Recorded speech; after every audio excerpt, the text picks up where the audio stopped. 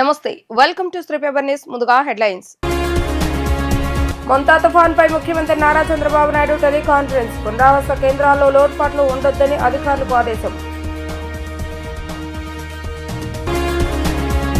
తీరం దాటిన మొంతా తుఫాన్. నర్సాపురం వద్ద తీరం దాటినట్లుగా ప్రకటించిన ఐఎండీ. రాష్ట్రంలో 40 లక్షల మంది ప్రజలపై తుఫాన్ ప్రభావం ఉంటుందన్న మంత్రి నారా లోకేష్. తుఫాను ప్రభావిత ప్రాంతాలకు ప్రభుత్వం నుంచి 5-6గురితో ఓ బృందాన్ని పంపాలని ముఖ్యమంత్రి నారా చంద్రబాబు నాయుడు అధికారులను ఆదేశించారు. క్షేత్రస్థాయిలో పంట నష్టం అంచనా వేయడంతో సహా టెక్నాలజీని వినియోగించుకుని నష్టాన్ని అధ్యయనం చేయాలని సూచించారు. ఆర్టీజీఎస్ నుంచి 12 గంటల పాటు నిరంతర సమీక్షలు చేసిన సీఎం చంద్రబాబు నాయుడు శాఖల వారీగా చేపట్టాల్సిన పనులపై అధికారులకు దిశానిర్దేశం చేశారు. వేటకు వెళ్లలేక జీవనోపాధి కోల్పోయిన కుటుంబాలను ఆదుకునేలా సీఎం నిర్ణయం తీసుకున్నారు. ఉపాధి కోల్పోయిన మత్స్యకార కుటుంబాలకు రాష్ట్ర ప్రభుత్వం సహాయం అందించేలా చర్యలతో సహా 50 కేజీల చొప్పున బియ్యం ఇవ్వాలని అధికారులకు ఆదేశించారు. ఆర్టీజీఎస్ కు వచ్చిన సమాచారాన్ని విశ్లేషించి రియల్ టైంలో సమస్యల పరిష్కారానికి ఆదేశాలు జారీ చేశారు.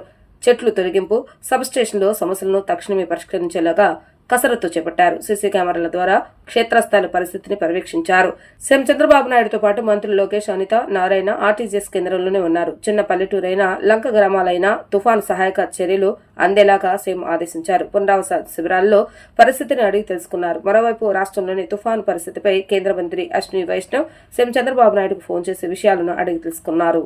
రాష్ట్రాన్ని వణికించిన మొంతా తీవ్ర తుఫాను ఎట్టకేలకు తీరం దాటింది. అర్ధరాత్రి నర్సాపురం వద్ద తీరం దాటినట్లుగా భారత వాతావరణ శాఖ ప్రకటించింది. ఈ మధ్యాహ్నానికి ఇది భూభాగంపైనే బలహీనపడనుందని అధికారులు అంచనా వేస్తున్నారు. దీని ప్రభావంతో ఇవాళ కూడా కోస్తాంధ్ర జిల్లాలో భారీ వర్షాలు కురుస్తాయని, గంటకు 100 కిలోమీటర్ల వేగంతో గాలులు వీస్తాయని వాతావరణ శాఖ అధికారులు హెచ్చరించారు. మొంతా తీవ్ర తుఫాన్ అర్ధరాత్రి 11:30 నుంచి 12:30 మధ్య తీరం దాటింది. మచిలీపట్నం, కాకినాడ ప్రాంతానికి సమీపంలో పశ్చిమ గోదావరి జిల్లా నర్సాపురం వద్ద తీరం దాటి భూభాగంపైకి వచ్చింది. ప్రస్తుతం భూభాగం మీద మొంతా తుఫాన్ గమనం కొనసాగుతుందని భారత వాతావరణ శాఖ ప్రకటించింది. భూభాగం మీదే మొంతా క్రమంగా బలహీనపడుతుందని తెలిపింది. ఇది ఉత్తర వాయుగుణంగా తెలంగాణ మీదుగా ప్రయాణించి ఈ మధ్యాహ్నానికి ఛత్తీస్గఢ్ వద్ద మరింత బలహీనపడుతుందని వాతావరణ శాఖ అధికారులు వెల్లడించారు. విశాఖ, మచిలీపట్నంలోని డాపర్ల వెదర్ రాడార్లు, ఆటోమేటిక్ వెదర్ స్టేషన్ల ద్వారా అధికారులు పరిస్థితిని ఎప్పటికప్పుడు పర్యవేక్షిస్తున్నారు.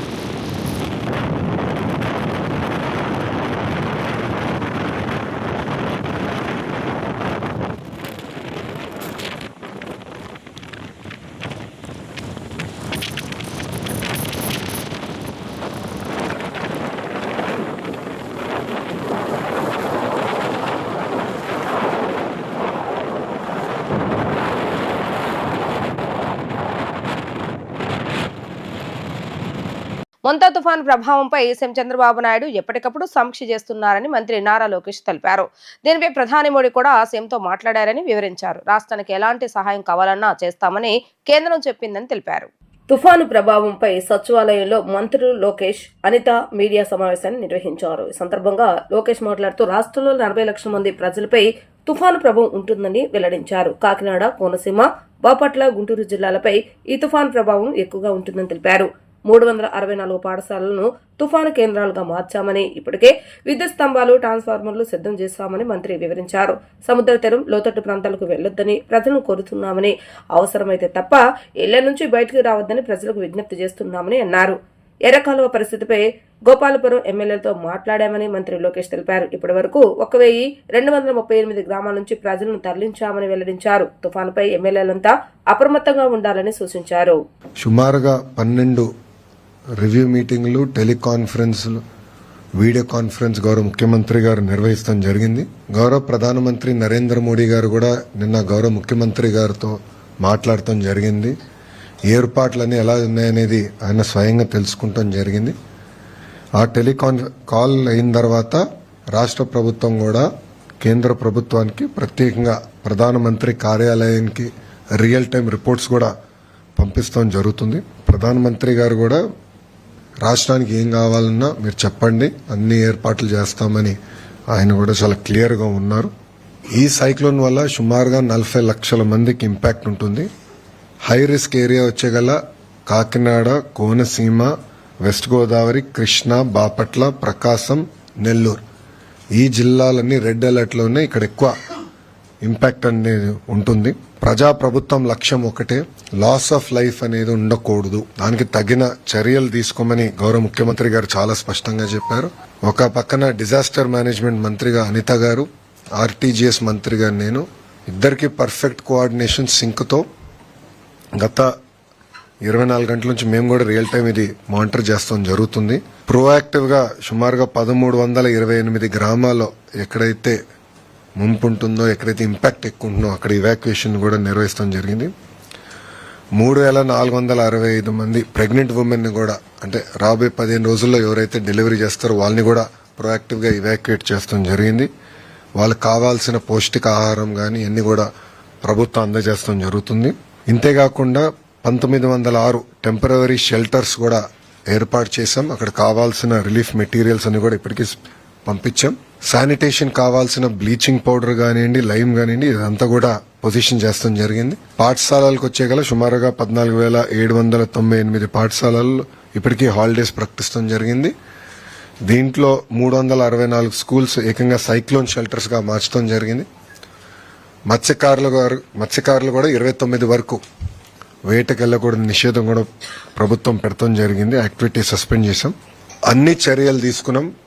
11 ఎన్డీఆర్ఎఫ్ టీంలు, 12 ఎస్డీఆర్ఎఫ్ టీంలు కూడా ఏర్పాటు చేశాం. రిజర్వ్ టీమ్స్ కూడా ఉన్నాయి.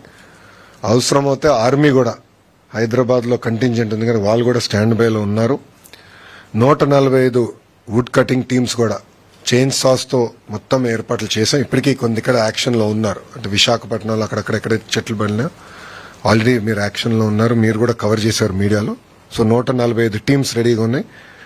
మెడికల్ అండ్ హెల్త్ కి సంబంధించి సుమారుగా 325 క్యాంప్స్ రెడీ చేసుకున్నాం. 876 ర్యాపిడ్ రెస్పాన్స్ టీమ్స్ కూడా ప్రభుత్వం రెడీ చేసింది. విజయవాడ కేంద్రంగా జరిగిన అద్వికా ట్రేడింగ్ మోసం కేసులో 4 ప్రధాన నిందితులను అరెస్టు చేసినట్లుగా సిపి రాజశేఖర బాబు వెల్లడించారు.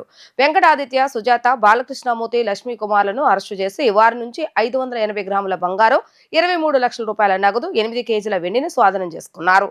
పలు ఆస్తులను సీజ్ చేసినట్లుగా తెలిపారు. ఈ కేసులో సుమారు 1139 మంది డిపాజిటర్స్ 140 కోట్లు నష్టపోయారని చెప్పారు. దర్యాప్తులో భాగంగా 10 ప్రత్యేక బృందాలు ఈ కేసులో నష్టపోయిన బాధితులు సుమారు 1355 మందిని విచారించడం జరిగిందన్నారు. ఈ కేసు విచారణలో కృషి చేసినటువంటి అధికారులను ప్రత్యేకంగా అభినందించారు.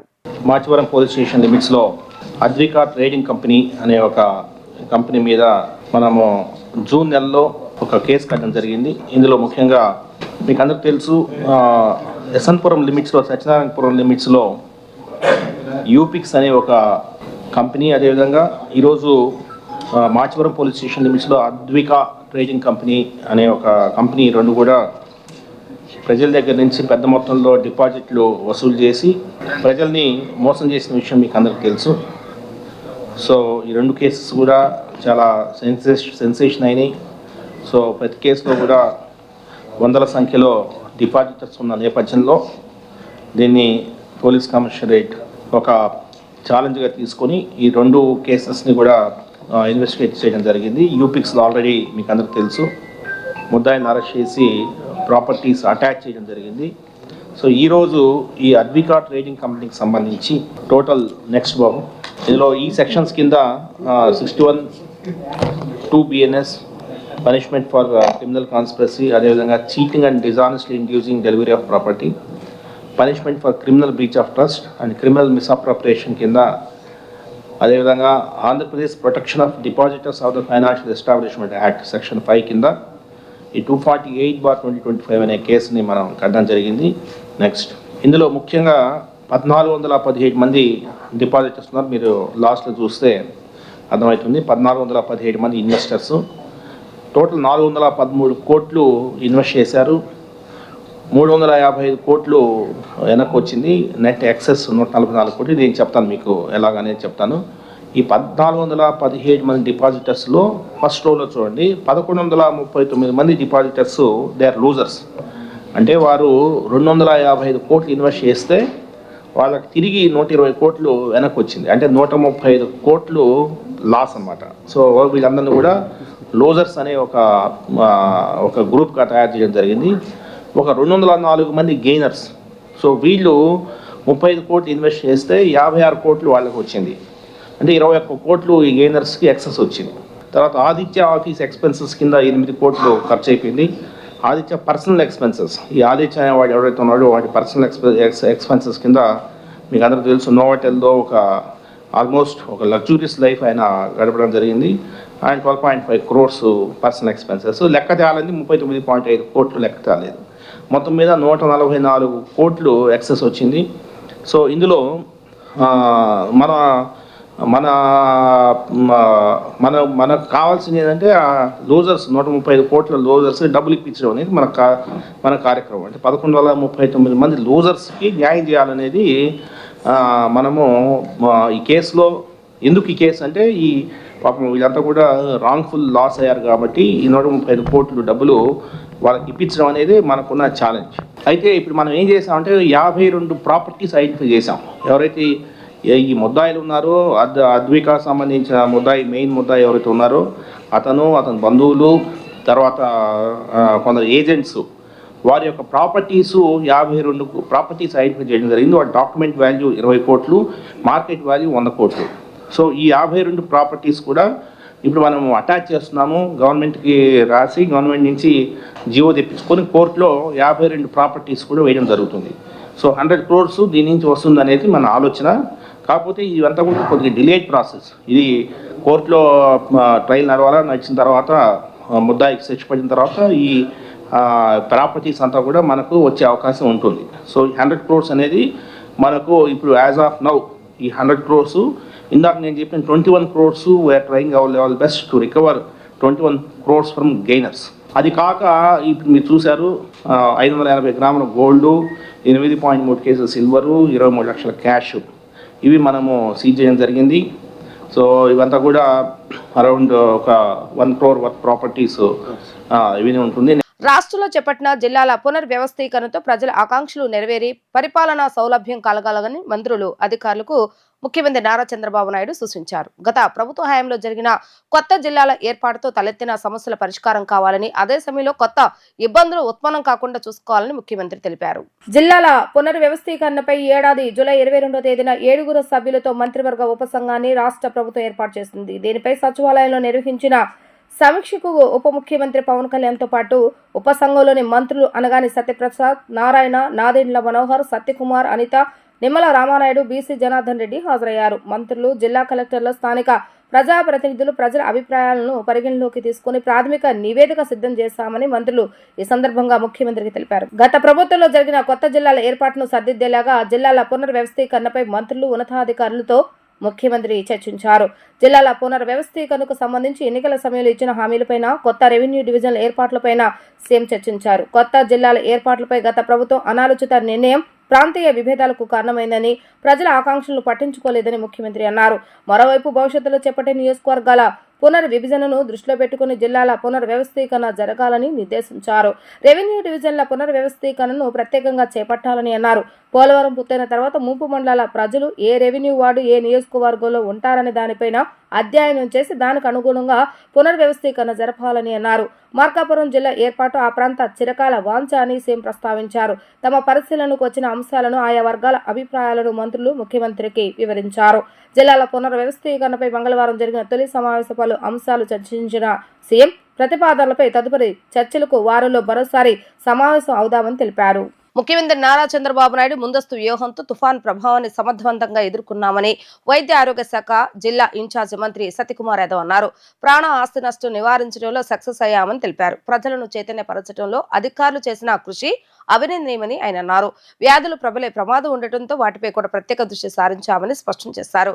కేంద్ర సహకారం రాష్ట్రానికి ఉంటుందని పేర్కొన్నారు. వైసీపీనే కావాలని దుష్ప్రచారాలు చేస్తున్నారని, బుడమేరు అదుపులోనే ఉంటుందన్న ఎంపీ సత్యకుమార్ యాదవ్ తో మా ప్రతినిధి లిఖిత ఫేస్ టు ఫేస్. మోందా తుఫాన్పై ఇప్పటికే ముఖ్యమంత్రి చంద్రబాబు ఎప్పటికప్పుడు కూడా సమీక్షలు నిర్వహిస్తున్నారు. ఈ నేపథ్యంలో వైద్య ఆరోగ్య శాఖ పరంగా అసలు ఎలాంటి ఏర్పాట్లు చేశారో మనతో మాట్లాడటానికి సత్యకుమార్ యాదవ్, అదేవిధంగా ఎన్టీఆర్ జిల్లా ఇన్ఛార్జ్ మంత్రి కూడా వ్యవహరిస్తున్నారు. ప్రస్తుతం ఆయనతో సార్ చెప్పండి, తుఫాన్ తీరం దాటింది. ముఖ్యమంత్రి చంద్రబాబు ఎప్పటికప్పుడు కూడా ఆర్టీజీఎస్ నుంచి మానిటరింగ్ చేస్తున్నారు. కానీ ఎన్టీఆర్ జిల్లాలో ప్రభావితం ఎలా ఉంది ఏంటి సార్? రాష్ట్ర వ్యాప్తంగా ఈ మోంతా తుఫాను దీని ద్వారా జరిగే గంభీరత గురించి, జరగబోయే నష్టం గురించి, తీవ్రత గురించి మనం తెలుసుకున్న నాటి నుంచి ముఖ్యమంత్రి గారు స్వయంగా తనే కమాండ్ సెంటర్లో కూర్చుంటూ ఆర్టీజీఎస్ ద్వారా, రియల్ టైమ్ గవర్నెన్స్ సిస్టమ్స్ ద్వారా పర్యవేక్షించడం, అనేక మంది సీనియర్ అధికారులను కూడా నోడల్ ఆఫీసర్లుగా నియమించడం, జిల్లా కలెక్టర్లు కూడా నిరంతరం పర్యవేక్షిస్తూ సమీక్ష నిర్వహిస్తూ ఏ ప్రాంతంలో ఎక్కడ ఎంత వర్షపాతం నమోదవుతుంది, తద్వారా ఏ రకమైన జాగ్రత్తలు తీసుకోవాలి, ఏ రకమైన ప్రాణ నష్టం జరగకుండా తీసుకోవాల్సిన జాగ్రత్తల గురించి, ఆస్తి నష్టం అంటే పంట నష్టం కూడా తీసుకోవాల్సిన జాగ్రత్తల గురించి వారు చేసిన సమీక్ష కారణంగా గంటకు ఒకసారి జిల్లా అధికారులతో మాట్లాడడం, కావాల్సిన గైడెన్స్ ఇవ్వడం, వారికి మోటివేట్ చేయాల్సిన కారణంగా ఇవాళ అనుకున్న స్థాయిలో మోంతా కారణంగా నష్టం జరగలేదు, సమర్థవంతంగా ఎదుర్కోగలిగాం. ఒక రాష్ట్ర ముఖ్యమంత్రిగా కాకుండా రాష్ట్ర సంరక్షకుడిగా అందరి బాగోగులను చూసుకుంటూ ఈ రకంగా సమర్థవంతంగా ఎదుర్కోవడం అనేది ఆయన నాయకత్వ లక్షణానికి సంకేతంగా భావించాల్సి ఉంది. అదేవిధంగా రాష్ట్రం ఎన్టీఆర్ జిల్లాకు సంబంధించి కూడా అనుకున్న స్థాయిలో ఇక్కడ వర్షపాతం నమోదు కాలేదు. అయినప్పటికీ కూడా జాగ్రత్తలు తీసుకున్నాం. 30% దాకా సగటున 35 mm నమోదయ్యింది. జాగ్రత్తలు తీసుకుంటున్నాం. బుడమేరును కూడా గమనిస్తున్నాం, మున్నేరును గమనిస్తున్నాం. అదేవిధంగా ప్రకాశం బ్యారేజ్లో కూడా ఎంత ఇన్ఫ్లో ఉంది, ఎంత అవుట్ఫ్లో ఉండాలో కూడా గమనిస్తున్నాం. ఇవన్నీ కాకుండా వల్నరబుల్ రోడ్స్ ఏమున్నాయి, తర్వాత వల్నరబుల్ ట్యాంక్స్ ఏమున్నాయి, వాటికి కూడా టీంలు ఏర్పాటు చేసుకోవడం జరిగింది. లోతట్టు ప్రాంతాల్లో ఈసింగ్ నగర్లు కానీ లేదా కొండ ప్రాంతాల్లో ఉంటున్న వాళ్ళని కూడా సురక్షిత ప్రాంతాలను చేర్చి రిలీఫ్ సెంటర్ను కూడా పెట్టడం జరిగింది. వాటిలో భోజన వసతి అదేవిధంగా మెడికల్ క్యాంపులు కూడా పెట్టాం. అన్ని చోట్ల కూడా మా విలేజ్ హెల్త్ క్లినిక్లలో, ఆయుష్మాన్ ఆరోగ్య మందిర్లలో ఈ ఫస్ట్ ఎయిడ్ టీంలను కూడా పెట్టడం జరిగింది. మొత్తం వైద్య సిబ్బంది కూడా అందుబాటులో ఉంటున్నారు. పిఎస్సీల దగ్గర నుంచి 100% ఈ ఎపిడమిక్ డ్రగ్స్ కూడా అందుబాటులో పెట్టడం, అదే యాంటీ స్నేక్ వినమ్ని కానీ యాంటీ రేబిస్ వినమ్ని కూడా అందుబాటులో పెట్టడంగా కాకుండా ఈ తుఫాను ఇదైన తర్వాత కొంత తెరపి ఇచ్చిన తర్వాత ఈ నీటి సంబంధిత లేదా దోమకాటు కారణంగా వ్యాధులు ప్రబలే అవకాశం ఉంది, అంటువ్యాధులు ప్రబలే అవకాశం ఉంది. కాబట్టి దానికి కావాల్సిన క్లోరినేషన్ కానీ ఇతర జాగ్రత్తలు కూడా తీసుకుంటున్నాం. లైన్ డిపార్ట్మెంట్లతో కూడా నిరంతరం సంప్రదింపులు చేస్తున్నాం. ఇవాళ కూడా మున్సిపాలిటీ సంబంధించి విజయవాడ ఎక్కడ కూడా నీరు స్టాగ్నేషన్ లేకుండా కావాల్సిన సక్కర్స్ తీసుకొచ్చి నీరు ఎక్కడ నిలవకుండా జాగ్రత్తలు తీసుకుంటున్నాం. అదేవిధంగా కాలువల్లో కూడా మురుగు పోకుండా, రోడ్ల మీదకి పారకుండా ఎక్కడికక్కడ తొలగిచ్చేసి జేసీబీల ద్వారా జాగ్రత్తలు తీసుకుంటున్నాం. ఇవన్నీ కాకుండా ముందస్తుగా జాగ్రత్తలు తీసుకొని టీంలు కూడా పెట్టడం జరిగింది. అయినప్పటికీ కూడా ఇటువంటి సమయాల్లో ఈ అంటువ్యాధులు ప్రబలే అవకాశం ఉంది. కాబట్టి ప్రజలు కూడా కాస్త వ్యక్తిగత, ప్రభుత్వం వైపు నుంచి అన్ని రకాల చర్యలు తీసుకుంటున్నాం, కానీ ప్రజలు కూడా కాస్త వ్యక్తిగత శుభ్రత కానీ, పరిసరాల శుభ్రత, మరీ ముఖ్యంగా కాచి చల్లార్చిన నీరుని తాగడం వల్ల అనారోగ్యం బారిన పడకుండా కాపాడుకోవడానికి అవకాశం ఉంటుంది. సార్, ఇటు రాష్ట్ర ప్రభుత్వమే కాదు, ఇటు కేంద్రం నుంచి కూడా ప్రధాని మోడీ కూడా స్వయంగా మాట్లాడిన పరిస్థితి. అదేవిధంగా కేంద్ర మంత్రి అశ్విని వైష్ణవ్ కూడా ఎప్పటికప్పుడు సమీక్షిస్తున్నారు. కేంద్రం నుంచి ఎలాంటి సహకారం అందబోతుంది ఏంటి సార్? ఇటువంటి వెంటనే ప్రధానమంత్రి గారు స్పందించారు. కేంద్ర మంత్రి మీరు చెప్పినట్టు అదేవిధంగా కేంద్ర కార్యాలయంలో కూడా కమాండ్ కంట్రోల్ సెంటర్ని కూడా నిరంతరం పెట్టడం జరిగింది. కేంద్రం నుంచి ఇవాళ ఎన్యూమరేషన్ చేస్తున్నాం. డ్రోన్ల వల్ల తొందరగా చేయాలి కాబట్టి డ్రోన్ల ద్వారా ఎన్యూమరేషన్ చేసే పరిస్థితి చేస్తున్నాం. ఎన్టీఆర్ జిల్లాలో కూడా 20 డ్రోన్ల ద్వారా ఎక్కడన్నా రహదారులు దెబ్బతిని ఉంటే, ఎక్కడన్నా చెరువులు దెబ్బతిని ఉంటే, ఇతరత్ర ఆస్తి నష్టం, పంట నష్టం చేస్తే ఎన్యూమరేషన్ చేసి దాని ప్రకారం సహకారం కోరడం జరుగుతుంది. రాష్ట్ర వ్యాప్తంగా కూడా ఈ రకంగా అంచనా ఏ మేరకు నష్టం జరిగిందో అంచనా వేస్తున్నాం. కాబట్టి అంచనా వచ్చిన తర్వాత ఖచ్చితంగా కేంద్ర ప్రభుత్వానికి నివేదిక ఇవ్వడం జరుగుతుంది. దానికి అనుగుణంగా కేంద్ర ప్రభుత్వం తక్షణ సహాయం అందిస్తుందని, తర్వాత అసెస్మెంట్ కేంద్ర టీములు వచ్చి అసెస్ చేసిన తర్వాత నష్టాన్ని పెద్ద ఎత్తున సహకారం అందిస్తున్న, నష్టాన్ని పూడ్చేలాగా సహకారం అందిస్తున్న విశ్వాసంతో. సార్, రాష్ట్ర ప్రభుత్వం కట్టుదిట్టమైన ఏర్పాటు చేశారు, కానీ బుడమేరు పొంగిందని చెప్పి కూడా ఇటు సోషల్ మీడియాలో కూడా కొన్ని వార్తలు వస్తున్నాయి. దాన్ని ఇప్పటికే సిపి రాజశేఖర్ బాబు ఖండించిన పరిస్థితి. జిల్లా ఇన్ఛార్జ్ మంత్రిగా ఏ విధంగా చెప్పబోతుంది? ఇది రాష్ట్ర ప్రజలు ఇటువంటి ప్రతిపక్షం చేసుకున్న దౌర్భాగ్యం అనుకోవాలి. ఎందుకంటే ఇటువంటి ప్రతిపక్షం ఇక్కడ ఉంది. ఇంత దీంట్లో ప్రజల్ని భాగస్వామ్యం చేసుకొని ప్రభుత్వం ఇంత కట్టుదిట్టంగా సమర్థవంతంగా ఎదుర్కొంటూ ఉంటే ఇటువంటి అసత్యాలు ప్రచారం చేస్తూ దానివల్ల రాజకీయ లబ్ధి పొంది ప్రభుత్వం మీద బురద జల్లాలనే ప్రయత్నం చేస్తున్నారు. ప్రజలు గమనిస్తున్నారు. అనేక సందర్భాల్లో ఇదే రకంగా చేశారు. ఎప్పుడో పాత వీడియోలను పెట్టేవాళ్ళు ఇప్పుడు కూడా అదే పని చేస్తున్నారు. ప్రజలు గమనిస్తున్నారు. ఇటువంటి తీర్పు ఇచ్చిన తర్వాత కూడా వారి వైఖరిలో మార్పు రాలేదు కాబట్టి రాబోయే రోజుల్లో ప్రజలు దానికి అనుగుణంగా నిర్ణయం తీసుకుంటారు. మొత్తం మీద చూసుకున్నట్లయితే ఇటు మోందా తుఫాన్పై ఇప్పటికే ముఖ్యమంత్రి చంద్రబాబు ఎప్పటికప్పుడు సమీక్ష నిర్వహిస్తున్నారు. తీరం దాటిన తర్వాత ఎవరైతే వైద్య ఆరోగ్య శాఖ పరంగా కూడా అన్ని ఏర్పాట్లు చేశాం. మొత్తం 26 డ్రోన్లు ఎన్టీఆర్ జిల్లా వ్యాప్తంగా పెట్టామని కూడా ఇక్కడ సత్యకుమార్ యాదవ్ చెప్తున్నారు. రాష్ట్రం నుంచే కాదు కేంద్ర ప్రభుత్వం నుంచి కూడా ఖచ్చితంగా తమకు సహాయం అందుతుందని చెప్పి రానున్న రోజుల్లో ఖచ్చితంగా ఇలాంటి ఏదైతే తప్పుడు ప్రచారాలు చేస్తున్నారో వాళ్ళని తిప్పికొట్టేందుకు కూడా రాష్ట్ర ప్రభుత్వం సిద్ధంగా ఉంది. అదేవిధంగా రాష్ట్ర ప్రజలు కూడా తగిన బుద్ధి చెప్తారని చెప్పి కూడా ఇక్కడ సత్యకుమార్ యాదవ్ చెప్తున్నారు. ఇది ఇక్కడ ఉన్న పరిస్థితి. వీడియో జర్నలిస్ట్ శ్యామ్తో లిఖిత, డిజిటల్ న్యూస్, విజయవాడ. శవ రాజకీయాలు చేయటమే వైసీపీ లక్ష్యంగా పెట్టుకుందని ఎమ్మెల్సీ ఆలపాటి రాజేంద్ర ప్రసాద్ తీవ్ర ఆగ్రహం వ్యక్తం చేశారు. కర్నూలు బస్సు దుర్ఘటనపై వైసీపీ దుష్ప్రచారం చేస్తుందని ధ్వజమెత్తారు. ఈ ఘటనలో వైసీపీ బ్లూ మీడియా అనేక తప్పుడు కథనాలు సృష్టిస్తుందని ఆలపాటి రాజేంద్ర ప్రసాద్ ఫైర్ అయ్యారు. కర్నూలు జిల్లాలో జరిగినటువంటి బస్సు ప్రమాదంలో మరణించిన కుటుంబాలకి పార్టీ పరంగా ప్రభుత్వ పరంగా సంతాపం తెలియజేయటమే కాకుండా వారి కుటుంబ సభ్యులకి ఈ సందర్భంగా ప్రగాఢ సానుభూతిని వ్యక్తం చేస్తూ ఉన్నాం. జరిగిన దుర్ఘటనకి అందరం కూడా బాధపడతా ఉన్నాం. చాలా ఘోర ప్రమాదం జరిగిన సందర్భంలో ప్రభుత్వం వెంటనే స్పందించడమే కాకుండా స్వయంగా ముఖ్యమంత్రి గారు దుబాయ్లో ఉంటే, అదేవిధంగా ఉప ముఖ్యమంత్రి గారు, మంత్రులందరూ రాంప్రసాద్ రెడ్డి గారు కానీ అనిత్ గారు కానీ ప్రమాదం జరిగినటువంటి ప్రదేశానికి వెళ్ళటమే కాకుండా సహాయక చర్యలు చేపట్టడంలో యంత్రాంగంతా కూడా కదిలించి సంఘటన మనందరం కూడా చూస్తూ ఉన్నాం. కానీ ఇక్కడ జగన్మోహన్ రెడ్డి గారి పాత్ర గురించి, ఆయన పార్టీ వ్యవహరిస్తున్న తీరు గురించి, వాళ్ళు మాట్లాడే అంశాల గురించి ఈ సందర్భంలో మాట్లాడవలసిన పరిస్థితి రావడం అనేది చాలా బాధాకరం.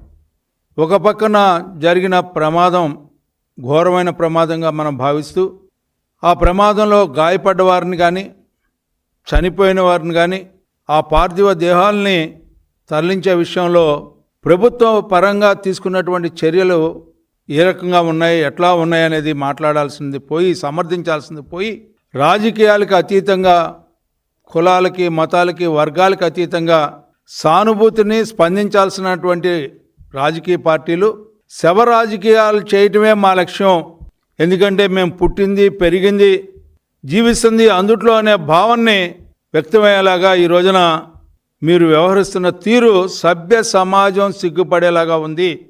జగన్మోహన్ రెడ్డి గారు వైసీపీ పార్టీ నాయకత్వానికి ఈ సందర్భంగా నేను తెలియజేస్తా ఉన్నా. ఏం మాట్లాడుతూ ఉన్నారని మీరు?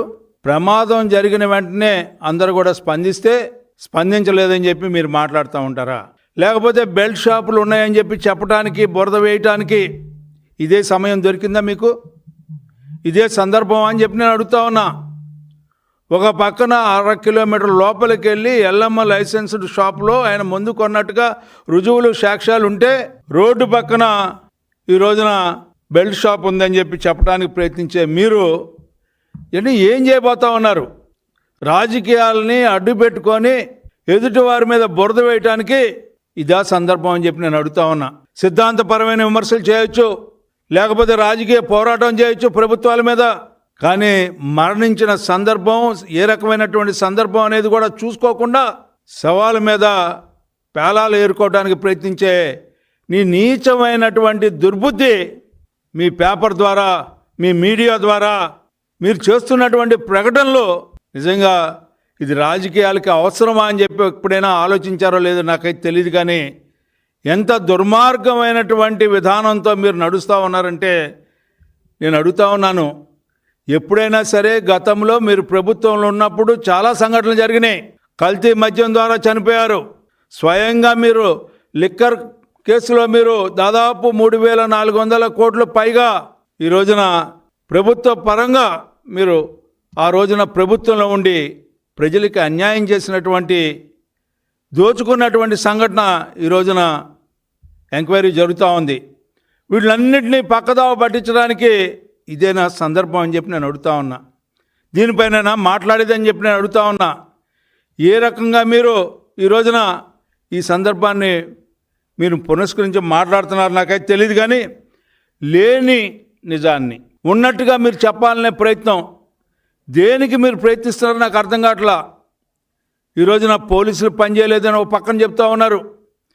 అక్కడున్న ప్రజానీకం కానీ, లేకపోతే అక్కడున్న యంత్రాంగం కానీ, లేకపోతే అక్కడున్న ఎవరైతే దీనికి సంబంధించినటువంటి స్పందించాల్సినటువంటి ప్రభుత్వ యంత్రాంగం కానీ, అక్కడున్న కూటమి నాయకత్వం కానీ, లేకపోతే మంత్రులందరూ కూడా స్పందించిన తీరుని మనం గమనించాల్సిన అవసరం ఉంది.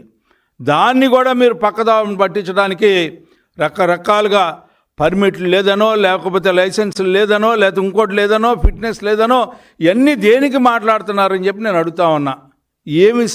ఏ ప్రాపకం కోసం మీరు మాట్లాడుతూ ఉన్నారు? ఎవరిని మోసపుచ్చడానికి ప్రయత్నిస్తూ ఉన్నారు? అంటే నిజాలు చెప్పే అలవాటు మీకు లేదనేది ప్రజలు ఆల్రెడీ నమ్మారు. అందుకనే మీకు 164 సీట్లు ఇచ్చినటువంటి ఘనత ఈ రాష్ట్రానికి దక్కిందని చెప్పి మీ ద్వారా ఈ సందర్భాన్ని గుర్తు చేస్తా ఉన్నా. రాష్ట్ర వ్యాప్తంగా కౌలు రైతు సమస్యలపై పీపుల్స్ పల్స్ పేరుతో సర్వే నిర్వహించి నివేదిక రూపొందించామని ఆంధ్రప్రదేశ్ కౌలు రైతు సంఘం నాయకులు తెలిపారు. సర్వేకు సంబంధించిన నివేదికలు ప్రభుత్వానికి అందజేసి కౌలు రైతుల సమస్యలు పరిష్కరించాలని డిమాండ్ చేస్తామన్నారు. దాసరి భవన్లో నిర్వహించిన మీడియా సమావేశంలో ఆంధ్రప్రదేశ్ కాంగ్రెస్ సంఘం నాయకులు మాట్లాడుతూ రాష్ట్రంలో 70% వ్యవసాయం కౌలు రైతులు చేస్తున్నారని అన్నారు. రాష్ట్ర వ్యాప్తంగా 32 లక్షల మంది కౌలు రైతులు ఉన్నారని తెలిపారు. ఎన్నికల సమయంలో కౌలు రైతులకు ఇచ్చిన హామీలను కూటమి ప్రభుత్వం అమలు చేయాలని డిమాండ్ చేస్తున్నామని తెలిపారు. కౌలు రైతులకు గ్రామ సభలు నిర్వహించి గుర్తింపు కార్డులు ఇవ్వాలని అన్నారు. అన్నదాత సుఖీభవ పథకం కౌలు రైతులకు వర్తించేలాగా చర్యలు తీసుకోవాలని అన్నారు. ప్రభుత్వం తక్షణమే కౌలు రైతుల సమస్య పరిష్కరించాలని వారు డిమాండ్ చేస్తున్నామని అన్నారు. రాష్ట్రంలో 32 లక్షల మంది కౌలు రైతులు ఉన్నారని వ్యవసాయ రంగ నిపుణులు, రైతు సంఘాలు అంచనా వేస్తూ ఉన్నాయి. మరి ఇంత విస్తృత స్థాయిలో వ్యవసాయంలో భాగంగా ఉన్నటువంటి కౌలు రైతులకి ప్రభుత్వాలు సరైనటువంటి గుర్తింపు ఇవ్వడం లేదు. గత కొన్ని సంవత్సరాలుగా కౌలు రైతులకి గుర్తింపు కార్డులు ఇస్తాం, కౌలు రైతులకి సంక్షేమ పథకాలు అమలు చేస్తాం, కౌలు రైతులకి అవసరమైనటువంటి ఇన్పుట్ సబ్సిడీలు ఇస్తాం, కౌలు రైతులకి పెట్టుబడి సాయం అందిస్తాం అని రకరకాల పద్ధతుల్లో మభ్య పెడతా ఉన్నాయి ప్రభుత్వాలు. గత ప్రభుత్వ హయాంలో భూ యజమాని అంగీకారం లేకుండా కౌలు రైతులకి గుర్తింపు కార్డులు ఇవ్వటం సాధ్యం కాదు అన్నారు. ఈ ప్రభుత్వం ఎన్నికలకి ముందు మరి కౌలు రైతులకి మేము అధికారంలోకి వస్తే మొత్తంగా కౌలు రైతులందరికీ కార్డులు ఇచ్చి ప్రభుత్వ పథకాలని అందజేస్తామన్నారు. ఇప్పటికి 2 సంవత్సరాల ఈ 2 సంవత్సరాల కాలంలో సమీక్షల మీద సమీక్షలు జరుపుతున్నారు. జిల్లాల్లో కౌలు రైతుల సంఘాలు వీటన్నిటిని కూడా తీసుకొచ్చి వాటిల్లో చర్చించారు, చట్టం ఏ విధంగా మార్పు చేయాలి అనేటువంటిది. కానీ ఇంతవరకు ఆ చట్ట రూపంలోకి రాలా. ఈ పరిస్థితుల్లో మరి కౌలు రైతుల సంఘం ఆధ్వర్యంలో గత నెల రోజులుగా రాష్ట్రంలోని 26 జిల్లాల్లో వేలాది మంది రైతాంగాన్ని, కౌలు రైతులను కలిసి వారు మరి పడుతున్నటువంటి ఇబ్బందులు, ఈ ప్రభుత్వాల హయాంలో ఏ రకంగా ప్రభుత్వాలు మరి కౌలు రైతులను విస్మరిస్తూ ఉన్నాయి, కౌలు రైతులకి ఏ అంశాలు మరి అమలు చేస్తే వాటికి రక్షణగా ఉంటుంది, చట్టం ఎలా ఉండాలి అనేటువంటి అనేక అంశాల మీద కౌలు రైతుల సంఘం ఆధ్వర్యంలో కౌలు రైతుల సంఘంలో పనిచేసేటువంటి కార్యకర్తలు మరి ఒక సర్వేని నిర్వర్తించారు. ఆంధ్రప్రదేశ్ కౌలు రైతుల సంఘం ఆధ్వర్యంలో రైతు సంఘం సహకారంతో దాదాపు వందలాది మంది కార్యకర్తలు ఒక నెల రోజుల పాటు 3,000 మంది పైగా కౌలు రైతులను క్షేత్రస్థాయిలో కౌలు రైతులు ఎదుర్కొంటున్న సమస్యల మీద సర్వే చేయడం జరిగింది. ఆ సర్వే సందర్భంగా వచ్చినటువంటి సమస్యలని నిర్ధారణ చేయడానికి మన పీపుల్స్ ప్లస్ అనే సంస్థ ద్వారా అధ్యయనం చేయించి ఒక నివేదికను రూపొందించి ఇప్పుడు విడుదల చేస్తూ ఉన్నాం. ఇందులో కీలకమైన 4-5 అంశాలు ఉన్నాయి. మొదటిది, మన రాష్ట్ర విభజన తర్వాత మనం వచ్చినటువంటి ప్రభుత్వాలు ఏ ప్రభుత్వం కూడా కౌలు రైతుల సమస్యలను పరిష్కారం చేయడంలో విఫలమైనది స్పష్టంగా తెలుస్తూ ఉంది. 100% సాగు భూములో 70% మంది కౌలు రైతులే పంటలు పండిస్తూ ఉన్నారు. వ్యవసాయ, ఉద్యాన, బ్యాంకులు ఇచ్చే పథకాలు ఏది కూడా 90% మంది కౌలు రైతులకు అందటం లేదని ఈ సర్వేలో నిర్ధారణ అయింది. అంతేకాకుండా రాష్ట్ర ప్రభుత్వం ప్రతి ఏడాది 1,00,000 నుంచి 1,60,000 కోట్ల రూపాయల పంట రుణాలు ఇస్తారు. ఆ దామాషాలో కౌలు రైతులకి ఇవ్వాలి. కౌలు రైతులు మాత్రం ఒక్క పంట రుణం ఇవ్వటం లేదు. వీళ్ళందరూ కూడా 180% మంది ప్రైవేటు వడ్డీ వ్యాపారస్తుల దగ్గర, దళారుల దగ్గర అప్పులు తీసుకొచ్చి పంటలు పండించే పరిస్థితి కనపడతా ఉంది. మరి వేల లక్షల కోట్ల రూపాయలు ఎవరికి ఇస్తున్నారని చెప్పేసి సర్వే ద్వారా ప్రశ్న ఎదురవుతా ఉంది. వార్తలు ముగించే ముందు హెడ్లైన్స్ మరొకసారి. మొంతా తుఫాన్ పై ముఖ్యమంత్రి నారా చంద్రబాబు నాయుడు టెలికాన్ఫరెన్స్. పునరావాస కేంద్రాల్లో లోటుపాట్లు ఉండొద్దని అధికారులకు ఆదేశం. తీరం దాటిన మొంతా తుఫాన్. నర్సాపురం వద్ద తీరం దాటినట్లుగా ప్రకటించిన ఐఎండీ. రాష్ట్రంలో 40 లక్షల మంది ప్రజలపై తుఫాన్ ప్రభావం ఉంటుందన్న మంత్రి నారా లోకేష్. ఇవి రోజు వార్తా విశేషాలు. మరలా తిరిగి ప్రసారమయ్యే వార్తలు మళ్ళీ కలుద్దాం. అంతవరకు సెలవు. నమస్కారం.